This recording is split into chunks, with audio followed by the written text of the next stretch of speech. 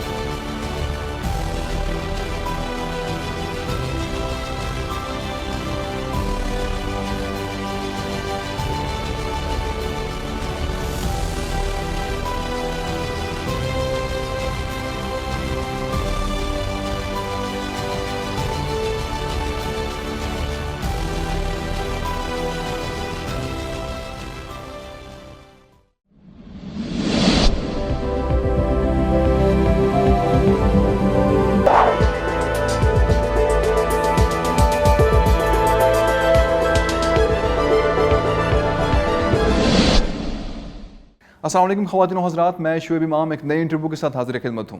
दोस्तों, हमारे माशरे में शायरी बराए शायरी का रुझान बढ़ता जा रहा है, जिसकी वजह से हमारे माशरे में मायूसी भी बढ़ती जा रही है और मकसदियत का अंसर हमारी शायरी से गायब होता चला जा रहा है। मगर खुशकिस्मती से हमारे माशरे में कुछ लोग ऐसे भी हैं जो शायरी में मकसदियत को लेकर आए हैं और मकसद को फैला रहे हैं। ऐसी एक शायरा हमारे साथ मौजूद हैं। आइए आपकी मुलाकात करवाते हैं मिस साइमा कामरान से। बहुत बहुत शुक्रिया मैम आपकी तशरीफ़ आवरी का, आपने टाइम निकाला हमारे लिए। मैम आप पिछले 10 सालों से शायरी से मुंसलिक हैं, अदब से मुंसलिक हैं। 2 शायरी के मजमूए भी आपके आ चुके हैं, 36 कुतुब आपने लिखी हैं बच्चों के अदब पे और आपको 7 अवार्ड्स भी मिल चुके हैं। इंटरनेशनल अवार्ड्स आपको मिल चुके हैं। मैं शुरुआत से चलना चाहूँगा कि आपका रुझान किस तरह पैदा हुआ, आप इस फील्ड में किस तरह आई और ये इतनी सारी मनाजिल जो हैं वो आपने किस तरह तय की। सबसे पहले तो ये कि मुझे बचपन से पता चल गया था कि मैं एक निगलेक्टेड चाइल्ड हूँ घर में। 5वें नंबर पे थी मैं और अब्बू की बिल्कुल लाडली नहीं थी, अम्मी को टाइम नहीं था। सबसे छोटी थी 5वें नंबर पे थी ना, मतलब नहीं, उससे मुझसे भी छोटी एक बहन थी। अच्छा। सारा प्यार वो ले जाती थी। अच्छा। और बाजी सबसे बड़ी थी, सारा हुक्म वो ले जाती थी। बीच में 3 भाई। अब मेरे अंदर तो आपको पता है कि जिस शख्स ने कुछ करना होता है उसको बचपन से अल्लाह उसके अंदर कोई ना कोई स्पार्क पैदा करता है कि अपने आप को मनवाने। तो मुझसे अक्सर लोग कहते हैं कि आपने शायरी इसलिए शुरू की कि आपका दिल टूटा। मैं कहती हूँ नहीं, मैंने अपने अब्बा के लिए शायरी शुरू की थी। तो लोग हैरान होते हैं और कहते हैं कि बड़ी बात है कि आपके दिल में अपने बाप के लिए इतनी इज़्ज़त थी कि उनकी तवज्जो लेने के लिए आपने ही किया। कोई बदतमीज़ी करने, बाज़ लोग बच्चे बदतमीज़ हो जाते हैं जब उनको तवज्जो नहीं मिलती। कोई ऐसी हरकत करते हैं कि वो तवज्जो हासिल करें, कोई चीज़ तोड़ देना, किसी को तंग करना। तो मेरे अंदर शुरू से हमारे यहाँ तहज़ीब को बहुत अहमियत दी जाती थी और शायरों को और मुशायरों को हमारे यहाँ मतलब गौर से सुना जाता था टीवी पे। जब मैंने एक दफ़ा अपने अब्बा को देखा कि वो बहुत गौर से मुशायरे सुन रहे हैं और बहुत दाद दे रहे हैं, तो मुझे लगा कि मेरे अब्बा को ये पसंद है। तो मैंने कहा कि अच्छा ऐसा कुछ करते हैं कि अब्बा की नज़र में आए। तो मैंने क्या किया कि अब्बू को ख़त लिखना शुरू किया। अब्बू को ख़त लिखने शुरू किए, मतलब एक ही घर में अब्बू जब आते थे तो फिर मैं उनको जो थी वो सारे दिन की रोदात जो थी वो कहती थी, प्यारे अब्बू जान आप कैसे हैं, आज ये हुआ, आज फलाना हुआ, ढमकाना हुआ। और फिर मैं वो जो एक तारिक अज़ीज़ शो उन दिनों होता था, तो फिर मैं वो कहती थी कि वो आपसे ये सवाल पूछना है, अच्छा आपने बहुत अच्छा जवाब दिया, तालियां। अच्छा वो कहते थे ये गालिब के खतूत ऐसे होते थे, मुकालमाती, तुमने तो अभी पढ़े भी नहीं वो, तो वो कैसे तुम्हारे अंदर आ गया। तो फिर उसके बाद उन्होंने वो ख़त जमा करने शुरू कर दिए। उसके बाद ये हुआ कि मैं अब्बू की नज़र में 5 मिनट के लिए आ जाती थी, उसके बाद अब्बू फिर भूल जाते थे। मैं कोई बात नहीं। अच्छा ये होता था کہ کوئی گھر میں مہمان آتا تھا تو سب سے پہلے مجھے ہی سامنے رکھا جاتا ہے، یہ ہماری چھوٹی سی بیٹی ہے 7 سال کی، خط لکھتی ہے اور اب یہ سفر نامہ بھی لکھنے والی ہے، کراچی جائے گی، تو میں نے اسے کہا ہے، اور پھر اس کے بعد میں پھر نگلیکٹ ہو کے بیٹھ جاتی تھی. خیر میں نے کہا منوا کے تو میں نے چھوڑنا ہے اپنے آپ کو. ابو نے کہا کہ اچھا اب تم کراچی جا رہی ہو، سفر نامہ اس کے درمیان میں جو کچھ ہو وہ لکھنا. وہ جناب میں نے کبھی سفر نامہ پڑھا نہیں تھا اور میں نے وہ سفر نامہ بھی لکھ دیا اس عمر میں. اس کے بعد شاعری بھی چھوٹی چھوٹی چیزوں پہ فرمائش ہونی، کوئی چیز لینی تو اس پہ میں شاعری کر لیا کرتی تھی. پھر اس طرح آہستہ آہستہ میں جب پھر کوئی بس جب مہمان آتا تھا تو مجھے بہت پروٹوکول ملتا تھا، سمپل سی بات ہے. تو خیر اس کے بعد یہ تھا پھر یونیورسٹی لائف میں نے جب باقاعدہ شاعری شروع کی تو وہاں مجھے بہت اچھے اساتذہ ملے. انہوں نے مجھے کہا کہ آپ یہ شاعر، مطلب میں اگر ان کو کہتی تھی نا سر وہ کہتے تھے یہ شعر غلط ہے تو میں کہتی تھی آپ صحیح کر دیں. کہتے اگر میں صحیح کروں گا نا تو تم کبھی شاعرہ نہیں بن سکو گی، یہ اصلاح تم نے خود کرنی ہے. اور اسی جملے نے مجھے شاعر بنایا. تو ادھر سے پھر مجھے شاعری کا شوق ہوا، تھوڑا بہت لکھا. اس کے بعد جو ہے وہ مختلف کاموں میں مصروف ہو گئی، لیکن یہ ہے کہ شاعری میرے اندر سے کہیں گئی نہیں. پھر میں نے باقاعدہ مشاعرے جو تھے وہ رحمان فارس صاحب سے میری جو تھی وہ دوستی تھی، تو انہوں نے اس کو پتہ تھا کہ میں شاعری کرتی ہوں لیکن میں بول نہیں سکتی، مطلب اس طرح اسٹیج پہ نہیں آ سکتی نا تو بڑے بڑے شاعروں کے ساتھ. اس کی وہ تھی کوئی تقریب تھی، انکم ٹیکس کے مشاعرہ تھا، تو اس نے مجھے ایسے ہی بلا لیا کہ آئیے ہم آپ کو ایک نئی شاعرہ سے ملواتے ہیں. اور وہ سارے وہاں بیٹھے ہوئے ہیں اتنے بڑے بڑے آفیسرز، میں اس کو دیکھ رہی ہوں. میں نے کہا میں تو کوئی مطلب تیاری تو میں کر کے نہیں آئی تھی. اب میں آ کے بیٹھ گئی وہاں. جناب انور مسعود صاحب، امجد صاحب اور منیر نیازی صاحب وہ سب بیٹھے ہوئے ہیں، اور میں نے کہا جب آ گئی ہوں تو پھر بھی کچھ سنا کے ہی جانا ہے. تو اس میں وہ پھر میں نے جناب لے سے پڑھا اور ترنم سے پہلی دفعہ، اور کیونکہ یونیورسٹی میں ترنم سے ہی پڑھتی تھی. ہمیں بھی سنا دیں یہاں پہ تھوڑا سا ترنم. نہیں اب ترنم غائب ہو گیا.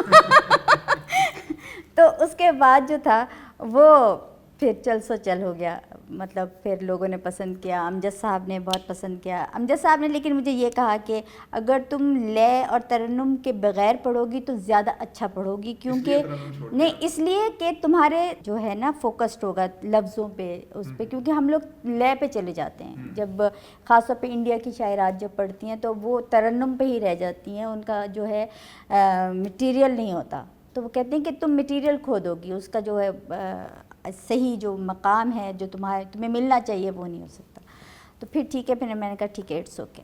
تو اساتذہ کی بات تو کبھی ٹالی نہیں جا سکتی، تو بس جسے کہتے ہیں نا حادثاتی طور پہ میں شاعرہ بنی، ایک طرح سے اسٹیج کی شاعرہ.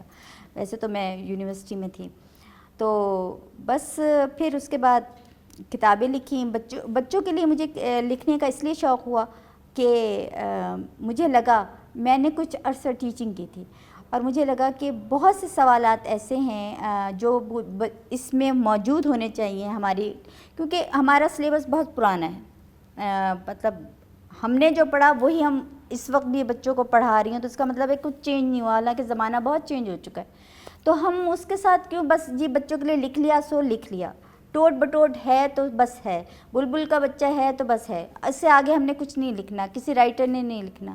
میں نے کہا کیوں، ہم جب شاعر ہیں تو ہم بچوں کے لیے کیوں نہیں لکھ سکتے؟ بچوں کے لیے لکھنا کیا ہے جی، بچوں کے لیے تو پیسے ہی نہیں ملتے لکھنے کے. میں نے کہا ہم پیسوں کے لیے کیوں لکھ رہے ہیں، ہم خدمت کے لیے کیوں نہیں لکھ رہے، ہم یہ سوچ کے کیوں نہیں لکھ رہے کہ بچے اب اس سے بہت آگے چلے جا چکے ہیں. تو پھر جو ہے میں نے آکسفورڈ یونیورسٹی پریس کو جو تھی اپنی کچھ نظمیں بھیجیں. انہوں نے کہا کمال ہے، آپ نے تو حفیظ ظالندری کو انہوں نے ریپلیس کر کے میری جو ہے وہ نظمیں لگائیں، آپ یقین کیجئے. تو کچھ نہ کچھ تو ہوگا اس میں. پھر مجھے 7 انٹرنیشنل ایوارڈز جو ملے ہیں اس پہ، تو وہ انہوں نے بھی میری سوچ کو چینج کیا کہ میں بچوں کے لیے کچھ کر سکتی ہوں. اور ان دنوں جو تھا وہ اشتیاق احمد بچوں کے ایک بہت بڑے ناول نگار تھے، تو ان سے میں نے فرسٹ پوزیشن حاصل کر لی، وہ سیکنڈ آئے کسی مقابلے میں، تو وہ مجھے بڑا اچھا لگا. تو بس بالکل ٹھیک. اچھا میم، جتنے بھی شعراء آتے ہیں میں ان سے یہ ضرور پوچھتا ہوں کہ ان کی نظر میں فلسفہ شاعری ہے کیا، کیونکہ ہر آنے والا شاعر جو ہے مجھے ایک نیا زاویہ نظر دے کے جاتا ہے. تو آپ کے خیال میں فلسفہ شاعری کیا ہے؟ میرا تو یہی ہے کہ بات جو دل سے نکلتی ہے اثر رکھتی ہے. میرے اوپر جو سب سے پہلا تبصرہ یہ کیا جاتا ہے کہ سائمہ بہت آسان الفاظ یوز کر کے بہت آسانی سے دل میں اتر جاتی ہے. کیونکہ ہم مشکل بحریں، مشکل جو فارسیت اگر ہم نے اپنے اسٹوڈنٹس کو، ڈاکٹرز کو، انجینئرز کو سنانی شروع کر دی، وہ تو ہال میں نہیں آئیں گے نا. سب سمپل سی بات ہے، وہ آڈیٹوریم میں نہیں آئیں گے کہ یار یہاں کیا سننا ہے ہم نے. جو فلسفہ ہے تو فلسفہ آپ ایسے بھی پیش کر سکتے ہیں کہ آپ ہنستے کھیلتے، جیسے اب میرا ایک شعر ہے کہ ادھورے پن کی رفتہ رفتہ یہ تکمیل کرتی ہے، محبت زندگی کو حسن میں تبدیل کرتی ہے. اب دیکھیں اب کتنا بڑا فلسفہ ہے کہ، اور وہ کوئی بھی محبت ہو، ماں کی ہو، باپ کی ہو، بھائی کی ہو، کسی کی بھی ہو، تو وہ آپ کے ادھورے پن کو بھی تکمیل پہنچا رہی ہے. کیونکہ محبت ہی ایک ایسا جذبہ ہے جو اگر پھیلے گا تبھی آپ کی زندگی آسان ہوگی. میں تو یہی سمجھتی ہوں کہ محبت، شاعری کی جو بنیاد ہے وہ محبت پہ ہونی چاہیے. اور محبت صرف مرد عورت کی محبت نہیں، پوری دنیا سے محبت، ہر مذہب سے محبت، ہر علاقے سے محبت، ہر زبان سے محبت. بالکل ٹھیک. کون لوگ ہیں جو آپ کے انسپریشنز میں شامل ہیں آج کے دور کے جو شعراء ہیں؟ آج کے دور کے شعراء وہ تو مجھ سے انسپریشن لیتے ہیں آج کے دور کے شعراء. آپ یہ کہ میں نے ان سے جو انسپریشن لی، دیکھیں نا آج کے دور کے شعراء سے تو میں انسپریشن نہیں لے سکتی نا، کیونکہ ہم نے تو اساتذہ کو پڑھنا ہے. ٹھیک ہے، ہاں آپ یہ کہہ سکتے ہیں کہ مجھے آج کے دور کے شعراء میں سے کون پسند ہے، اور یہ اگر آپ نے سوال کرے تو بہت بڑا پھڈا ہو جائے گا کیونکہ لوگ جس کا میں نے نام نہیں لیا وہ میرے خلاف ہو جائے گا. لیکن یہ ہے کہ جس کی شاعری سب سے منفرد ہوتی ہے اور دل میں اترتی ہے، مجھے وہ شاعری پسند ہے. بہت زیادہ فلسفے والی، بہت زیادہ پیچ اور چکر والی شاعری مجھے پسند نہیں ہے. بالکل ٹھیک. اچھا میم، شاعری میں اگر ہم بات کریں تو مقصدیت جو ہے وہ کہیں پیچھے رہ گئی ہے اور شاعری برائے شاعری جو ہے وہ کہیں آگے چلا گیا ہے. تو آپ کیا سمجھتے ہیں کہ شاعری برائے شاعری بغیر کسی مقصد کے کہیں نہ کہیں ہمارے نوجوانوں کی ڈیٹریکٹ تو نہیں کری؟ بالکل. میں ابھی کل ہی ایک نوجوان سے بات کر رہی تھی تو اس نے یہ کہا کہ آپ کی شاعری میں کیا نیا پن ہے؟ وہی ہوگا صنم، محبت، ہجر، وصل. تو میں نے کہا آپ ایک شعر میرا سن لیجئے، اس کے بعد اس کا دیجیے گا جواب. میں نے کہا کہ تیری تنقید پہ تکرار کا حق رکھتی ہوں، تیری تنقید پہ تکرار کا حق رکھتی ہوں، صنف نازک سہی انکار کا حق رکھتی ہوں. فخر بیٹے ہی ہوا کرتے نہیں ہیں گھر کا، فخر بیٹے ہی ہوا کرتے نہیں ہیں گھر کا، میں بھی تو عظمت دستار کا حق رکھتی ہوں. تو وہ حیران رہ گیا. بہت خوب، بہت خوب. تو وہ بڑا کمال پیغام دیا آپ نے اس کے ذریعے. ظاہر ہے کہ ہم بیٹیوں کو کچھ نہیں سمجھتے، اور میں نے لڑکیوں پہ خاص طور پہ بین الاقوامی یونیورسٹی اسلام آباد کے جو افتخار کھوکر صاحب تھے، وہ چیئرمین تھے وہاں کے بچوں کے، اس کو انہوں نے مجھے کہا کہ آپ لڑکیوں پہ لکھیے، لڑکیوں پہ ہمارے لیے بہت کم لکھا جاتا ہے. تو میں نے یوم خواتین پہ بھی جو ہے وہ میں نے لکھا. اگر آپ اجازت دیں گے تو میں سنا بھی دوں گی. ضرور، آپ سنائیے. کیونکہ خواتین پہ لکھنے کے لیے بڑا حوصلہ چاہیے آج کے دور میں، کیونکہ ہم لوگ جو ہوتے ہیں وہ بالکل اس پہ آ جاتے ہیں، جسے کہتے ہیں نا ایکسٹریم پہ پہنچ جاتے ہیں، جانبدار ہو کے بھی لکھتے ہیں. جی. تو میں خواتین کے بارے میں سب سے پہلے جو ہے ان کی ڈگنیٹی کے بارے میں لکھنا مجھے پسند ہے کہ ہمارے ہاں خواتین روتی دھوتی نظر آتی ہیں اور ان کو صرف ایک ڈیکوریشن پیس سمجھا جاتا ہے، کہیں مشاعروں میں بھی ان کو ایز اے ڈیکوریشن پیس ہی بلایا جاتا ہے. تو میں یہ سمجھتی ہوں کہ عورت ڈیکوریشن پیس نہیں ہے، عورت ایک ایسا پیس ہے جو ماسٹر پیس ہے. ٹھیک ہے، تو ہمیں اس کی قدر کرنی چاہیے، احترام کرنا چاہیے، اور عورت کو خود اپنا احترام کروانا چاہیے. کیونکہ ہمارے ہاں بعض خواتین ایسی ہیں، میں مانتی ہوں کہ جو اس طرح کے ایک کام کرتی ہیں کہ جس سے ہم خواتین کا سر جھک جاتا ہے، لیکن ہمیں وہاں ہار نہیں ماننی چاہیے، ہمیں وہاں اینڈ نہیں کرنا چاہیے. ہمیں چاہیے کہ ہم ایسی کوئی چیز کریٹ کریں کہ جو پتہ چلے کہ ساری خواتین ایسی نہیں ہوتی، ساری شاعرات ایسی نہیں ہوتی. تو میں نے یوم خواتین کے موقع پر ایک پی ٹی وی پہ میں نے پڑھا تھا، میں آپ کو سنانا چاہوں گی کہ ایک زندگی ہے اس کی ماہ و سال سے پرے، ایک زندگی ہے اس کی ماہ و سال سے پرے، عورت کو دیکھ اس کے خد و خال سے پرے. معصومیت کے دن گئے صیاد سے کہو، معصومیت کے دن گئے صیاد سے کہو، یہ جل پری رہے گی تیرے جال سے پرے.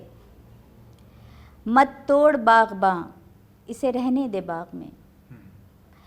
وہ جو بچیوں کے ساتھ جو زیادتیاں ہوتی ہیں میں اس کے حوالے سے بات کر رہی ہوں. مت توڑ باغباں اسے رہنے دے باغ میں، مرجھا نہ جائے پھول کہیں ڈال سے پرے. واہ، بہت خوب، بہت خوب. اے زندگی نہ مجھ کو فریبوں میں ڈالنا، اے زندگی نہ مجھ کو فریبوں میں ڈالنا، اب سوچنے لگی ہوں تیری چال سے پرے. اور ایک میں نے جو لکھا تھا کہ جو ہمارے حقوق کے لیے، کہ بعض لوگ کہتے ہیں کہ عورت جب حق مانگتی ہے تو وہ جسے کہتے ہیں وہ ایک سوری ٹو سے کہ مجھے ایک جملہ بہت برا لگتا ہے کہ لوگ کہتے ہیں کہ میرا جسم میری مرضی والا حساب جو ہے وہ، حالانکہ وہ اس لیے نہیں کہا گیا تھا کہ وہ نیوڈیٹی کے بارے میں نہیں کہا گیا تھا. وہ یہ تھا کہ اگر میں تمہیں نہ کہوں تو اس کو نہ ہی سمجھو، اس کو احترام دو.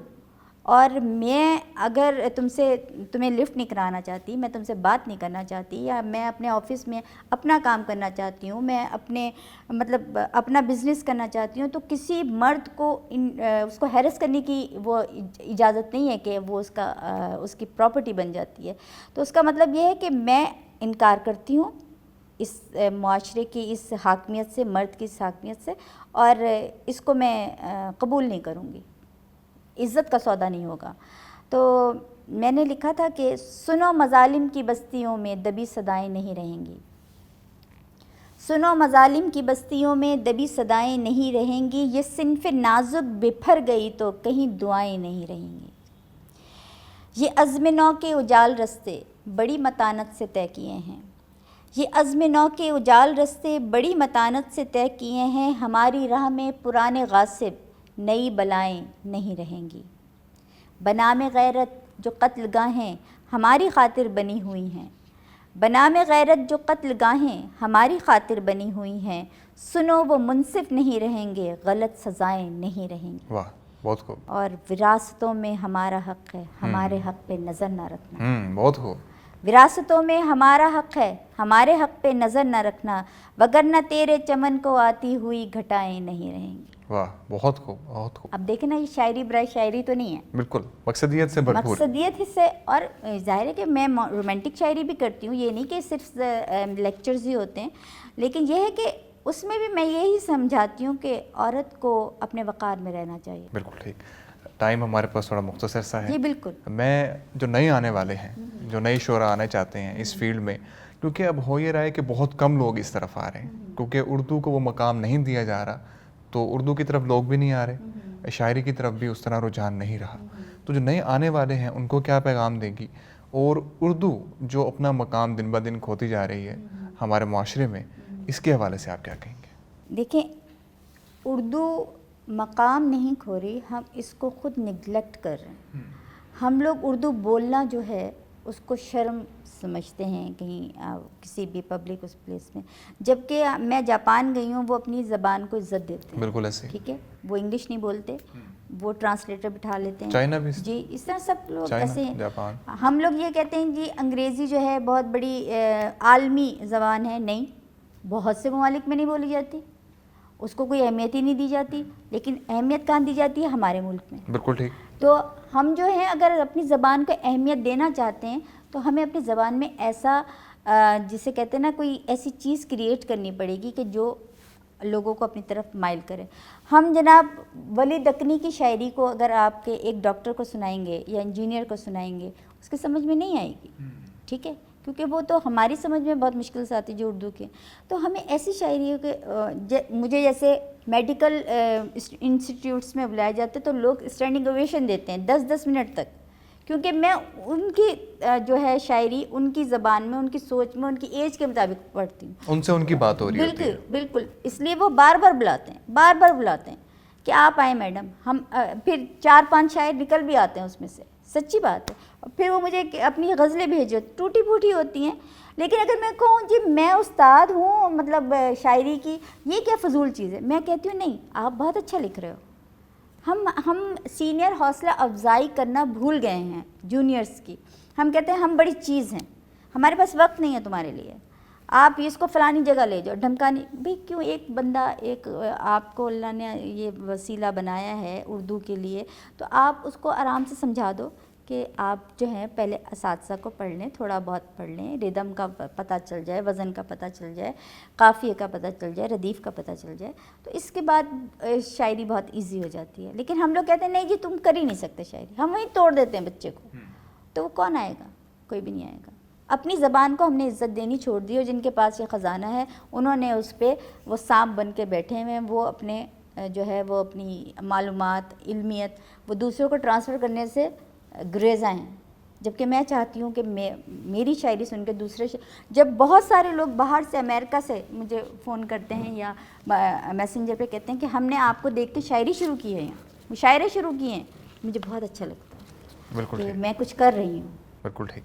میم آخری سوال، جناب قاسم علی شاہ صاحب سے آپ کا کافی پرانا رشتہ ہے، ان کے کام کے بارے میں، ان کی شخصیت کے بارے میں آپ کیا رائے دینا چاہیں گے؟ میں تو ایک دفعہ میں نے ایک شعر لکھا تھا، قاسم علی شاہ صاحب کے لیے تو نہیں لکھا تھا، لیکن ہر اس شخص کے لیے لکھا تھا کہ جو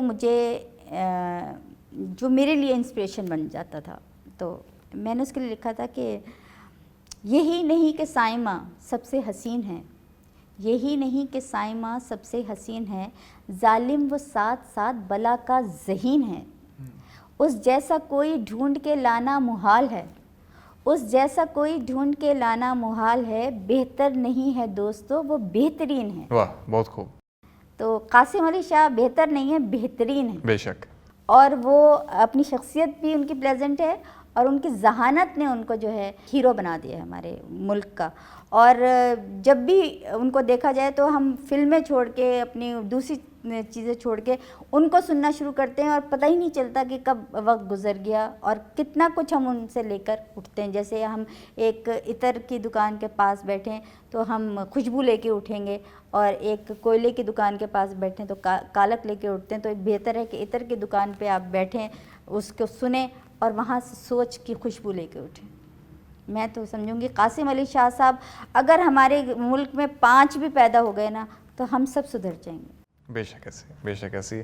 بہت بہت شکریہ میم آپ کی تشریف آوری کا، آپ نے ٹائم نکالا ہمارے لیے، اور اتنی ساری ڈھیر ساری انفارمیشن اور اتنے سارے بھرپور مقصدیت سے بھرپور اشعار آپ نے ہمارے سے شیئر کیے. میں امید کرتا ہوں ہمارے ناظرین خاص طور پہ جو شاعری سے لگاؤ رکھتے ہیں ان سب کے لیے انٹرویو انتہائی مفید ثابت ہوا ہوگا. انٹرویو دیکھنے کا بہت بہت شکریہ.